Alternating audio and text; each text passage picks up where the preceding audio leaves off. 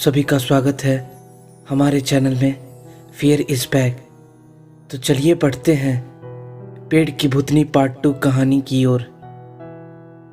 पिछले पार्ट में हमने जाना था गर्मियों के दिन आ गए थे और सभी मित्रगण स्कूल से आकर क्रिकेट खेल रहे थे।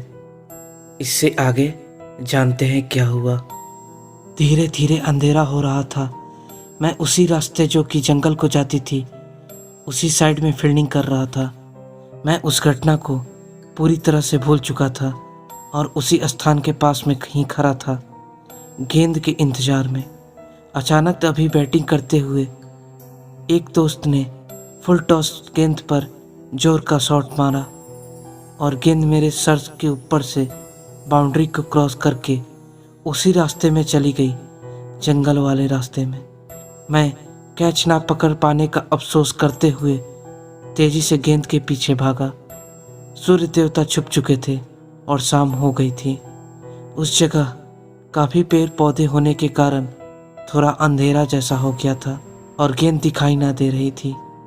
गेंद को ढूंढते ढूंढते मैं उसी पेड़ के सामने पहुंच गया जिससे उस औरत ने लटक कर जान दी थी। पिछले सारी घटनाओं को भूलकर मैं गेंद ढूंढने में व्यस्त था। अचानक मुझे गेंद एक पौधे के बीच में दिखी। मैंने झट से गेंद को उठाया और वापस जाने के लिए जैसे ही सर उठाया मेरे होश उड़ गए। मेरे सामने उसी पेड़ पर वही औरत लटक रही थी। उसकी जुबान बाहर को निकली थी और उसका शरीर झूल रहा था। मेरी जवान मानो कंठ में चिपक सी गई हो। मैं चिल्ला भी नहीं पा रहा था। दिल जोर जोर से धड़कने लगा। पूरा शरीर पसीने से तरबतर हो गया। वहाँ से भागा भी नहीं जा रहा था। पैर जड़वत से हो गए थे। मैं डर से थर थर कांपता हुआ उस औरत को पेड़ से लटके झूलते हुए देख रहा था। तभी उसने आंखें खोली। उसकी आंखों से खून टपक रहा था। वह मुझे घूरे जा रही थी और घुर्रा रही थी। अब मेरी हालत बहुत खराब हो गई थी। मेरी आंखों के आगे अंधेरा छाने लगा। मैंने पूरी ताकत से जोर से आवाज़ लगाई, बचाओ। उसके बाद मैं वहीं बेहोश होकर गिर पड़ा। थोड़ी देर बाद पानी के छींटे से मेरी आंखें खुली तो देखा सारे दोस्त मुझे घेर कर खड़े हैं। मैंने उनको सारी बात बताई कांपते कांपते।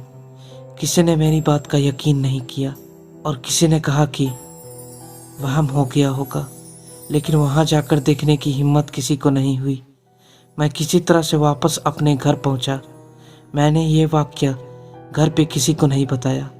मैं ये नहीं चाहता था कि मेरा मैदान में जाना हमेशा के लिए बंद हो जाए। समय बीत गया, सब कुछ बदल गया, लेकिन वो पेड़ आज भी है और आज भी उधर से जाते हुए मेरे पूरे शरीर में डर की सिहरन दौड़ जाती है। तो दोस्तों, आपने इस कहानी को सुना। अब हम अगले वीडियो में अगली कहानी के साथ मिलते हैं आपसे। धन्यवाद।